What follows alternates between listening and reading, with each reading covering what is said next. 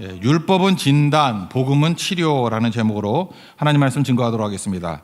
이 과거의 영광이 너무너무 크면은 새로운 미래를 향해서 잘 나가지 못하는 경우가 있습니다. 기업체 예를 든다 그러면 필름 시대의 상징적인 회사가 코닥이었습니다. 그래서 코닥 필름 또는 초창기 때는요, 필름 달라 그러지 않고 그냥 코닥 주세요 그러면 뭐 후지를 주기도 하고 그랬어요. 코닥이라는 게 어떤 그 제품의 상징이 되고 대명사가 되는 그런 회사가 코닥이었습니다. 그러니까 브랜드 파워 그러면 당시에는 지금의 애플 정도 되는 정도의 브랜드 파워가 있었습니다. 그리고 기술력도 뛰어나가지고 필름뿐만 아니라 디지털 카메라 기초 이론도 사실 코닥에서 처음 개발해낸 것입니다. 그런데 워낙 필름이 강하니까 이 디지털 쪽으로 넘어가는 게 머뭇머뭇거렸어요. 그래서 사실 상품화를 먼저 시킨 건 소니였습니다. 그래서 이게 놓쳐가지고 소니한테 다 넘어가 버렸어요. 코닥이 망할 줄은 몰랐거든요. 그런데 2012년, 딱 10년 전이죠. 파산했습니다. 이유가 무엇입니까? 과거에 집착하고 또 변화에 능동적으로 대처하지 못하고 외면했기 때문에 망하게 되었다라는 것입니다. 과거의 영광에 너무 매달리면은 한 발짝도 앞으로 못 나갈 때가 있다라는 것입니다. 그랬던 소니 마찬가지예요. 그러니까 디지털 기술 또 최고가 됐죠.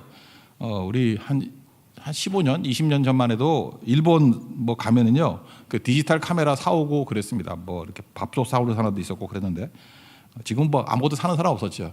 한국에서 삼성에서 이제 디지털 카메라 따라가겠다고 캐녹스라 그래가지고 저도 몇 대 샀는 적이 있는데 하여튼 삼성에서도 카메라를 만들었어요.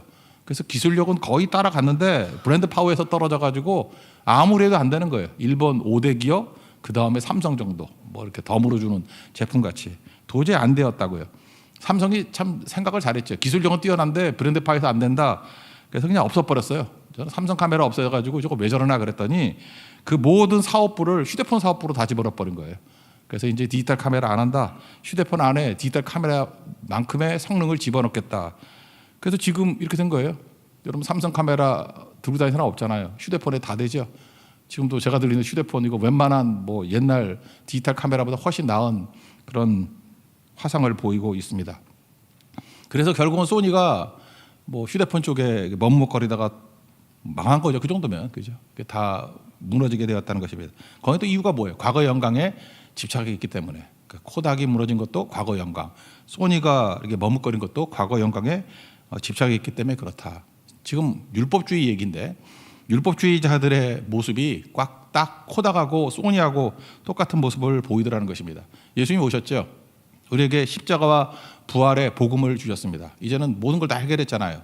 그런데도 불구하고 율법이 필요하다는 거예요. 그래서 복음의 위대성, 복음의 완전성, 복음의 충분성을 부인하는 모습이 있더라는 것입니다. 똑같은 거죠. 과거에 집착하고 새로운 것을 외면하는 모습. 오늘 그 얘기를 다루고 있습니다. 세 가지인데 율법과 복음의 차이점, 그리고 두 번째는 몰라서 망한다, 그리고 세 번째는 치료뿐만 아니라 더 큰 영광이 있다. 이런 접근의 방식이 있다라는 것입니다. 먼저 차례대로 살피겠습니다. 첫 번째는 복음과 율법의 차이점인데 율법의 역할은 진단이라는 것입니다. 반면에 복음은 치료하는 것이다. 그 7절에 보니까 돌에 써서 새긴 죽게 하는 율법 그랬죠. 이거 설명이 이런 거예요. 율법을 무시하자, 율법을 폄훼하자 그런 게 아니고 율법의 기능은 진단 기능이라는 거예요. 지금 요즘에 뭐 코로나 시대이기 때문에 진단 키트 이런 거 있잖아요. 뭐 한 줄 뜨면은 음성, 두 줄 뜨면 양성. 그렇게 진단하는 게 율법이다 그런 거라는 거예요. 그러니까 로마서 6장 23절 보니까 죄의 싹은 사망이다. 진단이죠. 죄로 인해서 죽는다.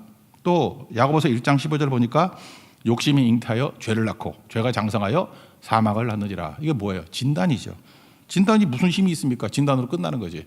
로마서 3장 20절에서는 그렇게 얘기를 해요. 그러므로 율법의 행위로 그의 앞에 의롭다 하심을 얻을 육체가 없다. 그러면서 율법의 기능이 뭐냐? 죄를 깨달음이니라. 내가 양성인지 깨닫게 만드는 거, 내가 죽는다는 것을 깨닫게 만드는 거, 그게 율법의 기능이라는 것입니다. 그래서 해결하는 게 아니고 치료하는 게 아니다. 이건 진단일 뿐이다. 그런 거죠. 진단일 뿐이다.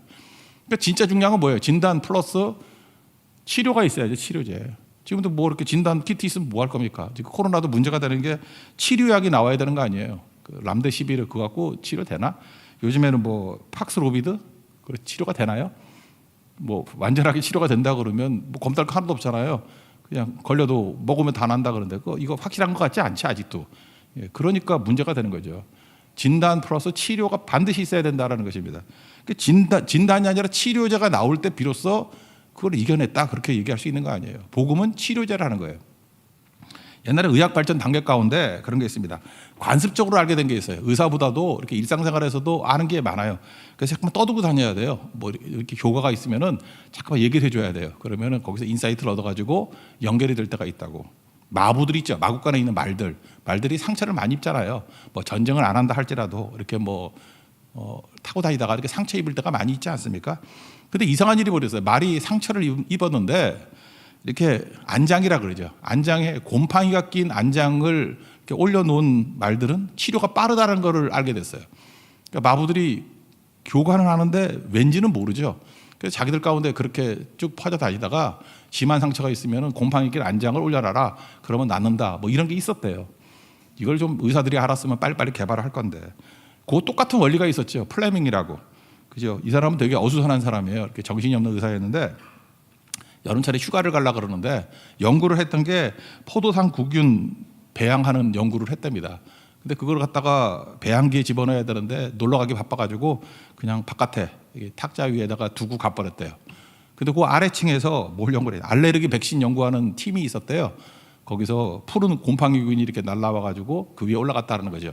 휴가 한참 갔다 오고 난 다음에 와서 봤더니 이 포도상구균이 이상하게 그 곰팡이 있는 부분에서는 싹 죽어 있더라는 거예요. 아, 이게 뭐가 있구나.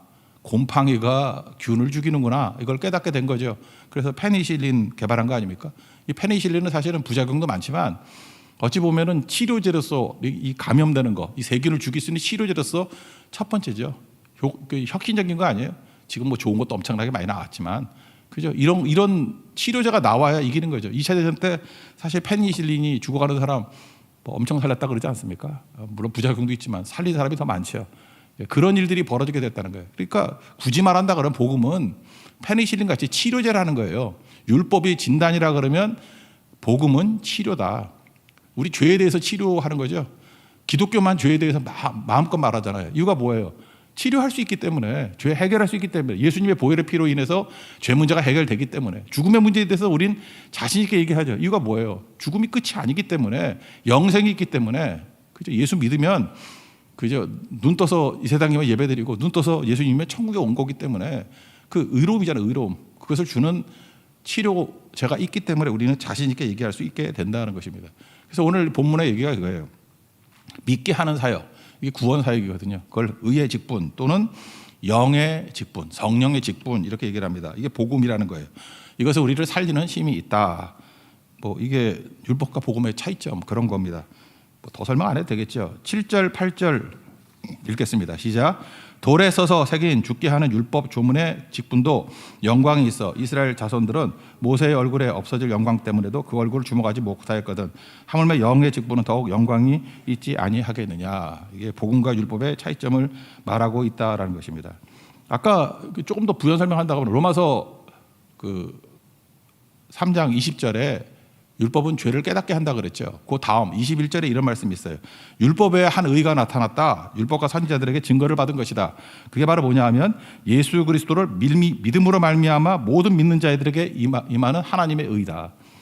그러니까 치료제가 발견됐다라는 거예요.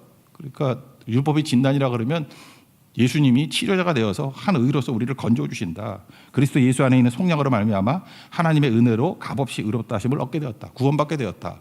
그러니까 예수님의 복음이 이게 치료제다. 이거 영광스러운 거 아니냐? 이거를 우리에게 강조하고 있습니다. 그러므로 뭐 이건 어떻게 보면 찬송이나 마찬가지예요. 9절부터 11절까지도 어렵게 생각하지 말고 야 진단 키트 없을 때 답답했잖아요. 내가 뭐 음성인지 양성인지도 모르고 뭔지도 모르고 그럴 때 진단 키트가 이렇게 나오면은 기쁘잖아요. 그래서 진단 키트의 영광도 있죠. 야 이거 대단한 물건이네. 뭐 이런 것.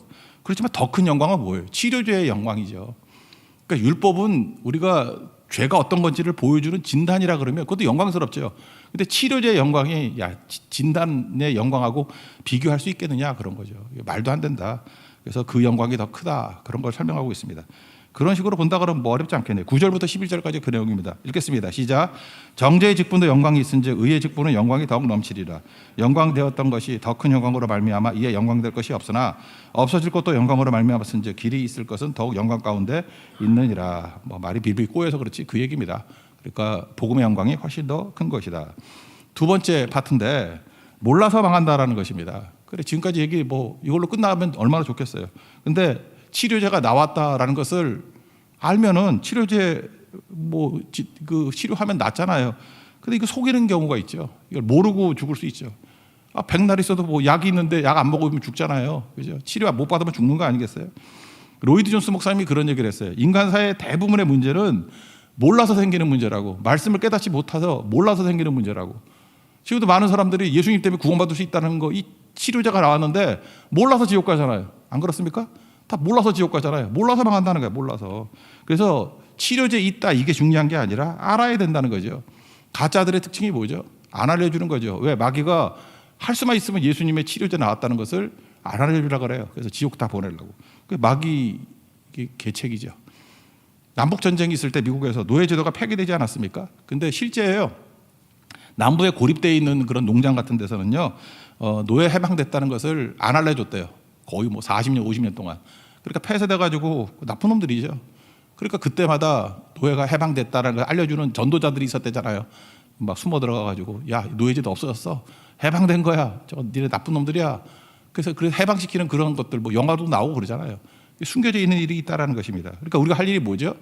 알려야죠. 해방되었다고, 치료제가 있다고. 그래서 몰라서 망한다 그런 얘기죠. 호세아서 6장 3절 같은 데 보니까 힘써 여호와를 알자 그러죠. 여호와를 알자. 몰라서 망한다는 거죠. 그러니까 알면은 구원받을 수 있다. 그러니까 알게 만드는 게 뭡니까? 그게 전도 아니에요. 전도의 미련한 것. 우리 고성교회 가서도 자꾸 알려야죠. 치료제가 있다는 거. 죄 문제 해결할 수 있고 죽음의 문제를 해결할 수 있는 치료제가 나왔다. 예수님이다. 복음이다. 그거 알려야 된다라는 것입니다. 그래서 요한복음 17장 3절을 보니까 대제사장의 기도죠. 알리라는 거죠. 영생은 구원이죠. 유일하신 참 하나님과 그가 보내신 예수 그리스도를 아는 것이라고. 그러니까 몰라서 망한다는 거 아니에요. 영생을 알리라는 거예요. 영생의 길이 있다는 것을 알려라. 몰라서 망한다. 뻔히 약도 있고 치료제 다 있는데 죽는 거 보면 답답하지 않니? 알리라. 그런 거죠. 알리라. 그러면 과거에 진단만 있을 때 왜 안 알렸죠? 이유가 뭐냐? 두려워서 안 알렸다는 거예요. 모세 율법의 특징이 뭡니까? 죄의 삭스는 사망이다. 이거 아는 거 아니에요. 그러니까 율법은 내 모습을 적나라하게 보여주는 것도 있지만 두려움이 있는 거죠. 두려움이. 이게 되게 두려운 거 아니에요? 그러니까 막 난리치는 거죠. 제가 지금 목이 좀 안 좋아가지고 아침마다 어떤 집사님께서 이렇게 매실에 이게 지금 매실을 이렇게 진한 걸 갖다 이렇게 물을 타가지고 그렇게 갖다 주는 게 있습니다. 근데 오늘 늦잠을 잤는가 봐요. 좀 늦게 들어왔어요. 그랬더니 자꾸만 이렇게 얼굴을 가리면서 손만 주고 이것만 주고 가요. 이거 왜 미쳤나 저거 왜 저러나 저거 그랬죠. 하더니 제 얼굴이 쌩얼이에요. 누가 얼굴 쳐다본대? 나는 얼굴엔 관심이 없어요. 지금 매실이 관심이 있는 거지. 막 이렇게 가리면서 주고 가는데 거의 나병 환자가 나타난 것 같이 막 이러고 나타나더라고. 사실 볼 마음도 없었고 보지도 못했어요. 어떤 얼굴인지. 제가 그때 느낀 게 뭐냐면 야 쌩얼도 이렇게 두렵구나. 그죠? 쌩얼을 두려워하는 여자들 참 다 인간이 다 그래요. 인간이. 그러니까 율법 안에서 우리가 수고를 했다. 이게 두렵다는 게 뭐예요? 죽는다는 거예요. 이게 빛이거든. 율법의 빛이 비춰지면 이게 두려움이 있는 거죠. 여러분 그 병원에 안 가는 분들이 있죠. 진단 안 받는 분들. 이유가 뭐냐 하면은 병 발견할까 봐. 인간은 그런 두려움이 있어요. 그죠? 치료된다는 확신이 없으면은 모르고 지내는 게 낫지. 그거 알아서 뭐해. 뭐 이런 거죠. 그래서 과거에 이렇게 암 환자들 가족들이 안 가르쳐 줬어요. 암이다 그러면 죽음이니까. 암이다 그 말 못했다고. 그래서 결국 죽기 직전에 뭐 한 2, 3일 전에 알려줘가지고 회개할 기회, 정리할 기회도 안 주고 돌아가시게 만드는 불효자들이 되게 많았는데, 그죠? 알려줘야죠. 지금은 또 뭐 해결될 수 있는 길들이 여러 가지 있잖아요. 없다 할지라도 본인이 알아야지 왜 그걸 숨겨. 그 악한 사람들이지. 그죠? 알려야 된다는 거 알려야지. 근데 이걸 알리지 않는 이유가 뭐냐? 답이 없으면은 치료제가 없으면은 알아서 뭐 할 거예요? 알아서. 진단만 잘하면 뭐 할 거냐? 율법. 그래서 율법은요. 율법을 진실하게 증거하다 보면 답이 없잖아요. 그러니까 가짜 답을 만들어내는 거야. 그 율법주의 하는 일이 뭐죠? 이런 거 하면 구원받아. 이런 거 안 하면 구원받아. 안식일 지키면 되는데 이렇게 지켜야 돼. 세부상을 막 만들어 놓은 거예요. 그게 정답이에요? 그걸 성경에서 뭐라 그래요? 장로의 전통이라고 그러잖아요. 트래디션. 이거 답이 아니에요. 근데 그런 거 갖고 사람들 속이는 거지. 그렇게 하면 된다라고 하는 거. 약장수지 뭐 약장수. 이렇게 하면 안 된다라는 것입니다. 그러니까 모세가 나타났을 때 그 영광 수건으로 가린 거죠. 두려워서. 우리가 그러고 있다라는 거예요. 자꾸 이렇게 복음을 가린다는 거예요. 두려워서. 또 마귀가 우리를 넘어뜨리기 위해서. 그러니까 그러면 안 된다는 거죠. 알려야 된다는 거죠. 치료제를 멀리 알려야 된다. 병도 자랑해야 되고 복음도 자랑해야 된다. 뭐 그 정도 하면 되겠네요. 우리 13절, 14절이 그 내용입니다. 시작. 우리는 모세가 이스라엘 자손들에게 장차 없어질 것들의 결국을 주목하지 못하게 하려고 수건을 그 얼굴에 쓴 것 같이 아니하노라. 그러나 그들의 마음이 완고하여 오늘까지도 구약을 읽을 때 그 수건이 벗겨지지 아니하고 있으니 그 수건은 그리스도 안에서 없어질 것이라. 15절. 오늘까지 모세의 글을 읽을 때 그 수건이 그 마음을 덮어도다. 그러니까 할 일이 뭐죠? 몰라서만 하니까 알려야 된다는 거예요. 전도에 미련한 거 자꾸 알려야 된다는 거예요. 고린도전서 1장 21절. 자꾸 전하는, 전도하는 그게 우리의 사명이다. 그걸 말해주고 있습니다. 그리고 세 번째 단계는 뭐냐?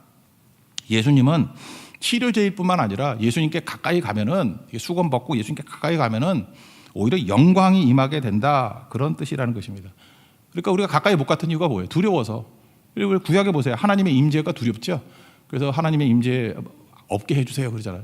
하나님 만나면 죽기 때문에.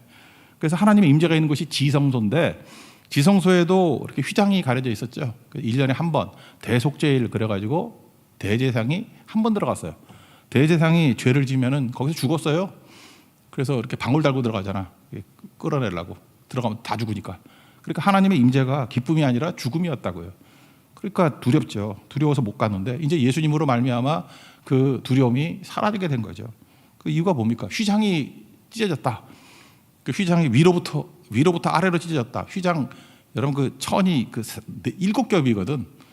여러분 7겹인 천 찢으면 찢어져요? 안 찢어진다고. 근데 잘 찢어지지도 않는데 그게 밑에서부터 찢었다 그러면 인간이 찢었겠지만 위로부터 찢어졌다. 옛날에 뭐 비행기도 없잖아. 위에부터 어떻게 찢어져요? 하나님이 찢으셨다 그런 뜻이죠. 그래서 휘장이 갈라졌다. 이건 뭐예요? 이제 두려움 없이 하나님 앞에 담대히 나갈 수 있다. 이유가 뭐예요? 예수님 때문에.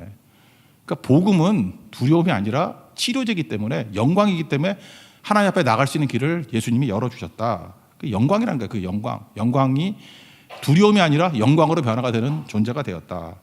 히브리서 10장 19절에 그런 말씀이 나오죠. 형제들아 우리가 예수의 피로 힘입어 성소에 들어갈 담력을 얻었다. 거기는 우리를 위하여 휘장 가운데 열어놓으신 새로운 살 길이요 휘장은 곧 그의 육체니라. 그러니까 치료 정도가 아니라 이제 예수님께 직접 나아갈 수 있는 영광스러운 길이 열리게 되었다. 그런 거예요. 저는 이런 것들을 보니까 그래요. 두려움이 어떤 사람에게는 기쁨이 될 수도 있다. 제가 초등학교 다닐 때 우리 교장 선생님이 계셨는데 그 딸이 있었어요. 장치성을 가진 딸이 있었는데 저하고 동갑이었어요. 그 학생들이 다 좋아하는, 뭐 저는 안 좋아했지만 하여튼 우리 학생들이 남자들이 되게 좋아하는 그 교장 선생님이 딸이라서 좋아했던 것 같아. 근데 애들은 또 예쁘다 그러더라고요. 절대 예쁘진 않았는데 하여튼간에 그런 교장 선생님이 딸이 있었어요. 딸이 있었고 되게 인기도 좋았고 뭐 그랬던 애가 있었는데 교장 선생님이 엄청 무서웠거든요.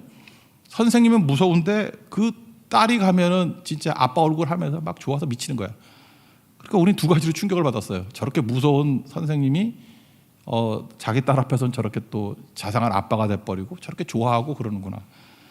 그래서 자녀의 힘이 뭔지 저는 지금도 그 자녀인 그러면 그 교장 선생님과 그 딸 생각이 나요. 저렇게 무서운 분도 딸 앞에서는 인자한 아빠구나. 하나님이 무서웠잖아요. 그런데 예수님으로 말미암아 우리가 하나님의 자녀가 됐잖아. 아버지라고 부를 수 있게 되지 않았습니까? 우리가 두려움이 아니죠. 얼마든지 나갈 수 있다라는 것입니다. 그래서 치료 정도가 아니에요. 우리가 모르는 의사 만나면 좀 약간 좀 서먹서먹하잖아. 근데 그분이 내 사랑하는 사람이고 또 우리 가족이고 뭐 그렇다 그러면 뭐가 두렵겠어요. 힘이 되고 도움이 되는 거지. 치료자 대신 하나님께서 우리의 아버지 되신다는 거예요. 그게 영광이죠. 영광으로 나아가게 된다. 그래서 하나님과 이게 접촉을 많이 하면요, 하나님의 임재가 있는 곳이 영광스러운 땅으로 변화가 돼요.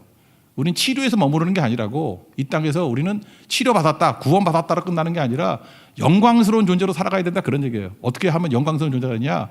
주의 영이 우리에게 함께 계시잖아요. 그럼 하나님의 영광이 임하게 돼요. 우리 안에 영광이 임하게 된다고.